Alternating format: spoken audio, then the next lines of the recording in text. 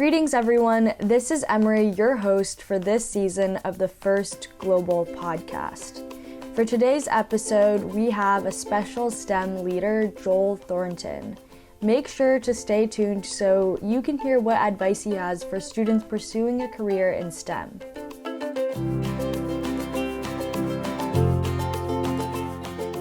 Joel A. Thornton is a professor in the Department of Atmospheric Sciences at the University of Washington in Seattle, where he's also the director of the Thorton Lab. He graduated from Dartmouth College with a BA in chemistry and a PhD from the University of California, Berkeley. Welcome, Joel, and thank you so much for joining us. So the first question I have for you, you're a professor at the University of Washington with research interests in atmospheric chemistry and air pollution. Can you describe a bit of, I guess, first of all, what does that mean? And then what does your day-to-day look like? In terms of what does that mean? So being a professor means a lot of different things. I can explain a little bit more about that, but in terms of my research interests in atmospheric chemistry and air pollution, we really want to understand the chemistry and the physics of the processes that occur in the atmosphere, which affect air quality.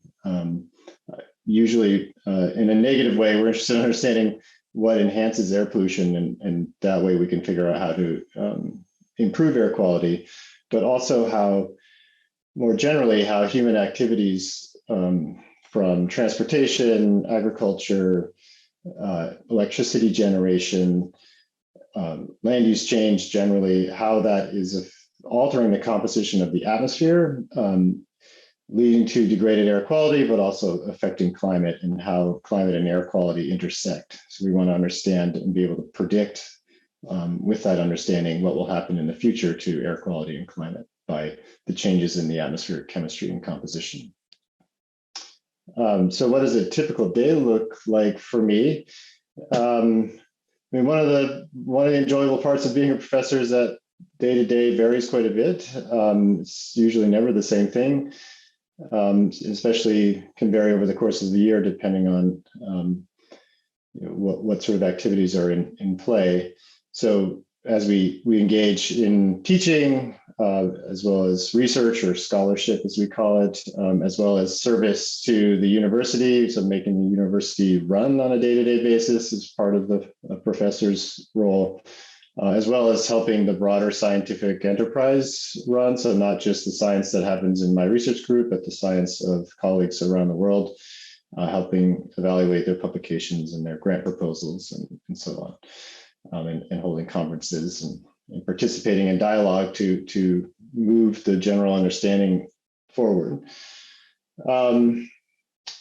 So on a typical day, I guess there isn't really one typical day, but often I'll spend time teaching and mentoring undergraduate and graduate students. So that might be preparing and giving a lecture for a class that some students are either required to take or they're taking it because they're interested in the topic, or I'm meeting individually or with a few graduate students who are doing doctoral research projects under my guidance. And so they're providing me updates and discussing the meaning of results that they've obtained in an experiment, or I'm helping them build or operate an instrument or develop computer code that they need to conduct their research, or I might be editing their application. And then that might be like half a day or something like that. And I might have a few meetings with colleagues at my university or at other institutions really around the world these days to plan or evaluate our collaborative research projects that we're engaged in together, where we might be trying to measure or simulate what's happening in the atmosphere at some location or during some time period. And then depending on the time of year, I might be writing a research grant proposal to compete for research funding to provide funding for the students and lab assistants who work in my group to do research. And or I might be tasked by a funding agency to evaluate some other colleague's research proposal, or a scientific journal to evaluate a paper that is trying to be published through what we call the peer review process.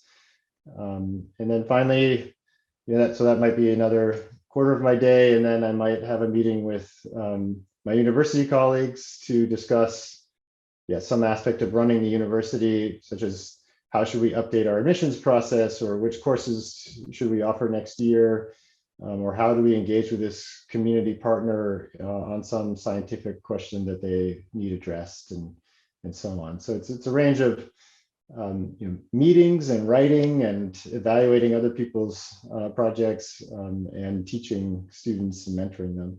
It's a kind of a large combination of what we do as professors. Yeah, that honestly sounds like a lot of fun. Yeah. You're never bored. You're never bored.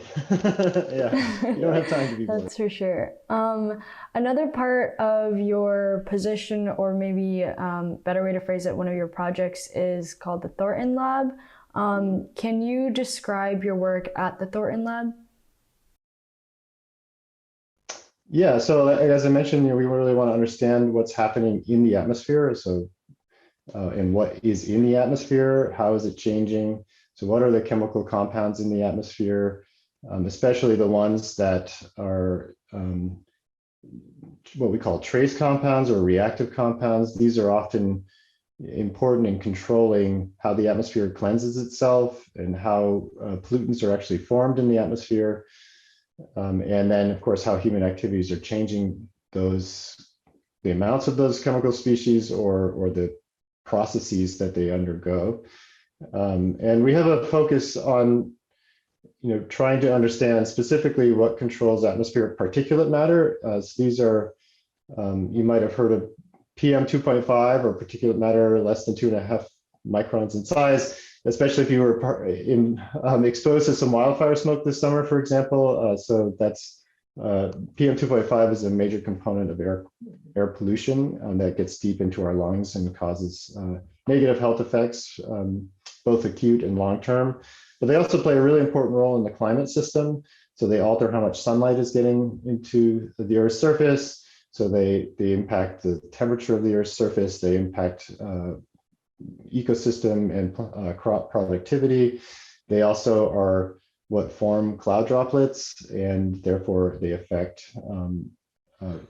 the amount of cloud, how long clouds last, and as well as even lightning that occurs in thunderstorm clouds.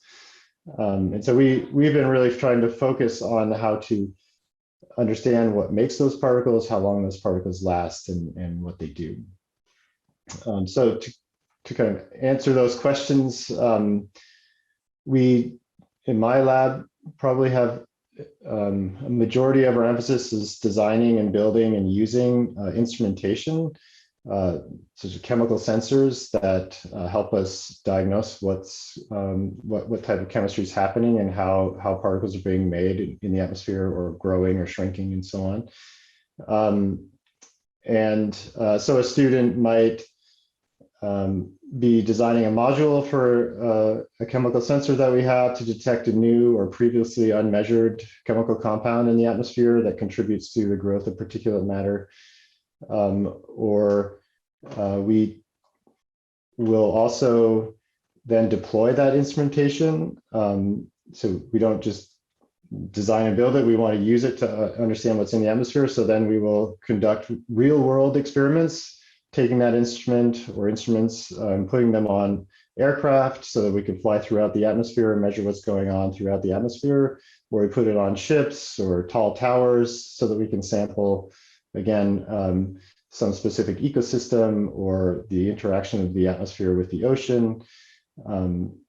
And then the student might then therefore spend months trying to engineer the instrument so that it doesn't just work in a nice air-conditioned laboratory, but it works also in these harsh conditions, like on a plane at 20,000 feet, or on top of a mountain, or on a ship that's bouncing up and down on the waves that are 20 feet high or something in the North Atlantic, and still able to take good, high-quality observations.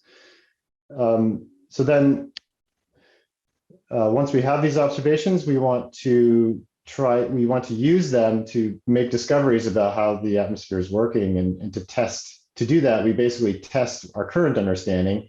So we say, okay, we know these reactions happen. We know these chemical species come from the ocean, or they come from trees, or they come from coal-fired power plants, and the winds are blowing this way or that way. And here are the chemical reactions that might change it. What do we predict this to look like? And when the predictions don't match what we observe, that's usually a sign that we're about to learn something new. And so we'll do simulations like that using computers to simulate what we think we should be seeing, and then we compare that to what we've measured in the atmosphere. And then from that, we create hypotheses or develop conclusions that say this is the way the atmosphere must be working, or this new compound must exist because otherwise we wouldn't see what we're seeing here. And then we've developed a new understanding of the Earth in the atmosphere and how it works. I should also say that we don't just use our own instrumentations. We often make use of instrumentation that is on satellites, for example, that can measure the properties of clouds, or they can count the number of lightning flashes that are occurring, or they can measure how hazy the atmosphere is by looking at how much sunlight gets through the atmosphere or bounces back. And so these are operated by basically federal laboratories like NASA or NOAA. I don't know if you've heard of these agencies before. So NASA, maybe you've probably heard of. And NOAA is the National Oceanic and Atmospheric Administration. So they have the National Weather Services underneath NOAA, and so they have a lot of weather satellites, but they also have satellites that can measure how many fires there are in any location, and they can measure wildfire smoke or particulate matter from pollution. So we make use of those as well when we're trying to integrate our observations. So that's a lot of data analysis that goes on in our laboratory, using Earth data basically to try to constrain what else is going on in the world that might influence our own particular area or process that we're interested in. So students will often be doing a lot of, even though they might spend some time, say, on a ship or on an airplane or on an island making measurements, they'll then spend way more time looking at data to try to understand what it all means. Right? And so that's often what's going on in our laboratory, is actually data analysis using computer codes to process satellite imagery or the chemical sensor measurements that we've made in these different locations. Yeah, so you, No, go ahead. I was trying to think if I could add anything else, but yeah. Okay, so when you talked about you make these predictions and sometimes they're incorrect and you're about to discover something new. I wanted to ask you, could you give an example of one of your maybe recent or past research breakthroughs?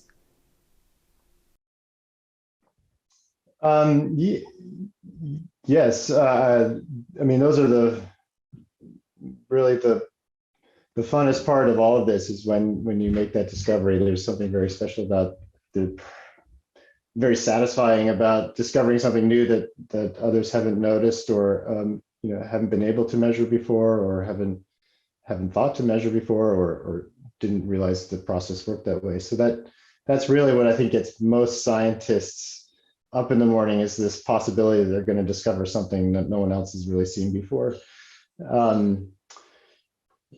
Yeah, so I mean, for me, it's hard, and I don't have favorite discoveries. I think I like them all. But I would have to say, recently we found out that lightning in thunderstorms that are occurring over regions where lots of large cargo ships and tanker ships are traveling. So, for example, from the Persian Gulf to Singapore, and from Singapore up to China, these are very busy, what we call trading lanes or shipping lanes. And if you measure how much lightning is occurring, you find that over these shipping lanes, maybe 2 to 3 times more lightning occurs, because the ships are emitting particles into the atmosphere that change the nature of the thunderstorm and enhance it and cause it to have more lightning. And so we think this has implications for how humans might have altered lightning from the pre-industrial era that we might be having more lightning because we've increased the number of particles in the atmosphere. And so in some ways, we've really altered something that is very powerful in the atmosphere, a lightning strike, and it actually has important implications for climate because lightning alters the chemical composition of the atmosphere and its cleansing ability, especially at high altitudes. So finding that very clear, distinct, is very clear signal that this can only be caused by ships because the lightning enhancement was sitting right over where all the ships are traveling. That was a fun discovery to make, and not something that we had gone looking for. We had been trying to understand lightning patterns, but we didn't think that we should look for lightning being enhanced over where these ships were. So it was a little bit serendipitous, as we say. And I certainly didn't write a proposal to go do that, although I have followed up and written a grant proposal to continue studying that. But it's one of those things where sometimes the best discoveries were of course, the ones that you had no expectations of finding, right? Let's see, I also helped unravel how volatile organic compounds, you might see these labeled on a can of paint or something you buy that says VOC free, or so trees emit a lot of VOCs to the atmosphere. These are the smells you can, you like the pine smell walking through a pine forest, or when you have a tree inside your house that you break a branch off, you can smell these volatile organic compounds. The perfume scents basically are VOCs. They emit large quantities of them because they attract pollinators, or they communicate some sort of pest infestation or some wounding event. So there's many reasons that they emit them, but turns out once they're in the atmosphere, they react very quickly. And we figured out how it is that these molecules, when they're in the atmosphere, they transform not from vapors into these little hard bits of particles that actually affect the amount of sunlight and clouds. So trees are part of the climate system through a somewhat invisible way, not only taking carbon dioxide in the atmosphere, but actually altering the amount of sunlight that gets to the Earth's surface because of these particles that form. That was fun. And then let's see what else. I also found that chemical reactions that occur on sea spray droplets, these are little bits of the ocean that get into the atmosphere. These can actually amplify air pollution formation in urban areas. So they can amplify urban smog formation when they are present. So a place like Los Angeles has a lot of sea spray get blown into it from the Pacific Ocean, and that actually makes the urban smog in Los Angeles worse than it would otherwise be. So that was also a fun discovery. This chemistry that we didn't think would happen outside of the ocean regions, that actually happens inland in these urban areas as well. Yeah, I don't know, those are just a few examples of things we found. Yeah, thank you for sharing. I loved hearing about it and some of like the examples that you gave and what it looks like as well. You touched on this a little bit, but I wanted to hear hear a little bit more about what inspires you about your job. Yeah, so I think maybe referring to this discovery of being, it's really engaging, and maybe even some would call it addictive. Like I said, it's very satisfying and rewarding to discover some new understanding of how the world is working that no one else has done before. Part of that is because, science builds on itself. So of course they couldn't have done it 10 years ago because something didn't exist until 5 years ago. And so then we were able to make use of that to discover something that couldn't be discovered. So it's always building on itself. And so it's really refreshing in that way. Knowing also that this discovery in this particular case about the Earth that we live on, the atmosphere, the air we breathe, may have implications for improving air quality and predicting future climate, which is important for society. So that also is a really important inspiration for me specifically about the work I do and the science I specifically do. But you can do discovery in many different science fields. So that is really inspiring, I think, generally for most scientists. But I like the fact that mine connects to air quality and climate. and understanding the like forests and trees around me and so on, what they're doing to the atmosphere is something that I am fascinated by. So, but also, sharing that process of discovery with students, so either in the classroom or through mentoring graduate students in their own journey to discovery when they're doing their doctoral research, and training them in the scientific endeavor so that they go on and make their own discoveries is, probably the part I'm most passionate about is really training and developing the next generation of scientists as a professor. That's really one of our main roles. And, seeing students come in with, relatively little understanding of how to do science to then graduate, a few years later with a doctoral thesis where they've conducted a whole series of experiments or research and developed their own understanding, their own discoveries, is really rewarding. And the more students I have, essentially the more I get to enjoy the discoveries through them, right? So that part is really important and inspiring, seeing them succeed. Yeah, I love that. And especially it's just like, it's so great to hear about all these things because I'm also interested in maybe going into academia. I myself am not majoring in a STEM field, but I do love to hear about that. There's more than STEM at the university, yes. Yeah, for sure.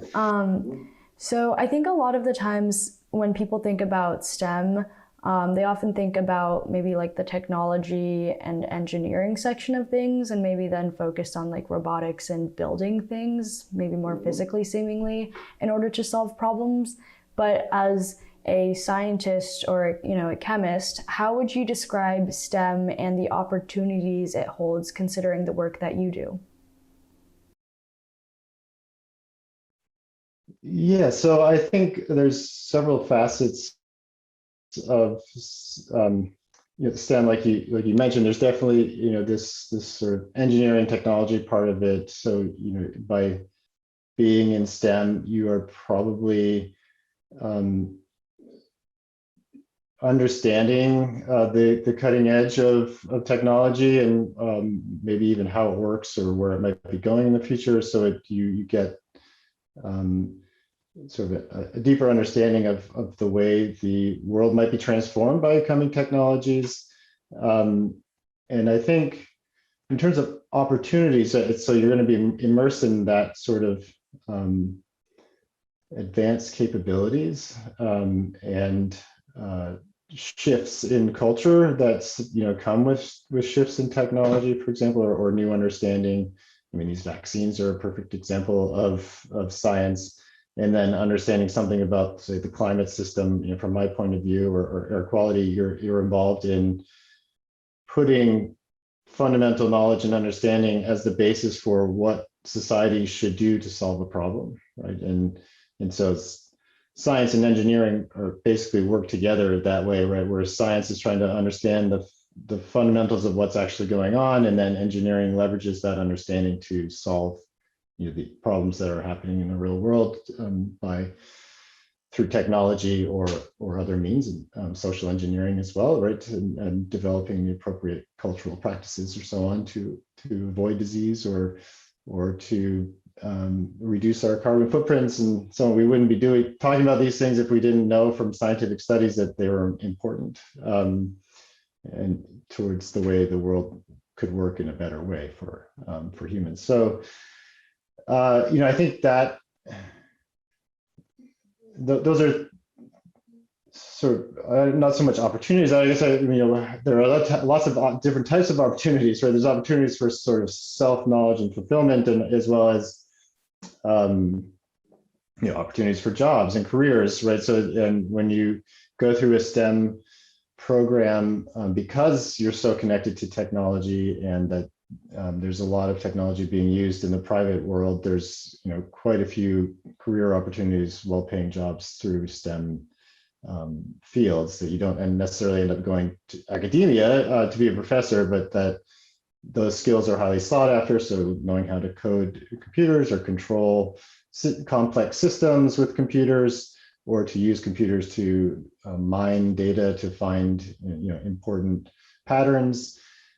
These are, of course, very, very much part of science and engineering, but are also now very much part of the modern world in general. And so there's that aspect of opportunity through STEM as well. Let's see, yeah. So I think basically, ultimately science, and then what stems from it, the language of mathematics and the extension to engineering to solve problems based on scientific methods. Learning STEM is learning the scientific method, and learning is basically a way of thinking about the natural world and our place in it and how to understand it objectively, right? As best as we can do that objectively. So philosophically speaking, it's a way of approaching the world and interacting with the world. And I think, yeah, certainly I didn't appreciate any of that when I was taking my first calculus class or whatever, but ultimately it does seep into you that this way of thinking about the world and approaching problems, even at home in my kitchen, or when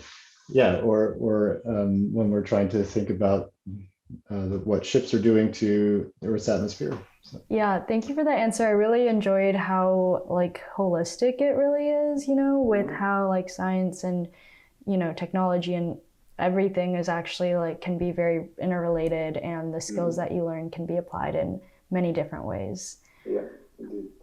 So the last question I have for you is going out very much to our audience. A lot of our audience includes young students who are interested in a career in STEM. So what advice do you have for students who might be considering a career path that maybe is similar to you or is just in the field of STEM? Mm-hmm. Well, I guess the first one, stick with it. And don't be shy when you need help, because actually STEM can be really challenging. And you should not expect to have it come easily to you. It didn't necessarily come easily to me. I had to work hard to understand some things. Not all the concepts made sense the first time. And it can be really frustrating, when you're not able to grasp something that maybe somebody else is grasping in the class, but you're not, and that you should really just develop the right mindset that I don't understand this yet, right? Or this is what we try to teach young children, is that you will be able to understand it eventually, and it's okay if you don't understand it now, but you have to keep working at it. And I see a lot of students early on get a little frustrated that they don't understand something right away, and that can turn them off from STEM, because some parts of STEM just don't connect, right away individually, and it can be very selective, where you might understand something about STEM really well that somebody else doesn't, and they might understand something really well that's different from this that you don't understand, and you just kind of have to find your way a little bit through that process. And keep track of what it is you're finding that you're skilled at and what you understand best, and what connects with you really. And keep those in mind, and don't worry if there's this one bad calculus class that you didn't do well in, or you didn't do well in electricity and magnetism that quarter. And because if you're interested and passionate about doing science and thinking about science or learning about something, the way the world works, you have to, it takes persistence and trusting yourself that is really something that you want to do, and it will, it can happen for you that way, as long as you work towards it and try to resist the temptation to just give up and do something else if it's what you're interested in. Because lots of people, everybody struggles with parts of the coursework or the act of doing an experiment. Sometimes it doesn't work and you have to start over. Kind of embracing that mindset that failure is okay. It's how I'm going to learn, and I'm going to do this better tomorrow, right?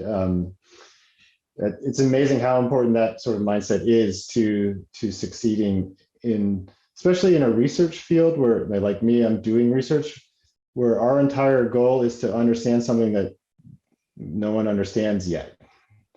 right? So you can't get down on failing to understand because this prediction didn't work, and so now what do we do? Well, we have to figure out a new way to do it, right, and be resilient and adaptive to the situation. So a lot of it, I would say, my advice is to start working on your mindset. It doesn't come easily at first, but if you like it now, like if you're interested in it now and you like STEM now, I can guarantee you if you stick with it, you will like it even more in the future, because the more you learn about it, the more fascinating it becomes. And I've never been more fascinated with how the natural world works than I am right now, because every day I'm learning something new about how it works, and it's just totally crazy how many little intricate things come together to make something like a rainbow or a thunderstorm or a flash of lightning, and what that lightning does and what it triggers downstream 10 years from now.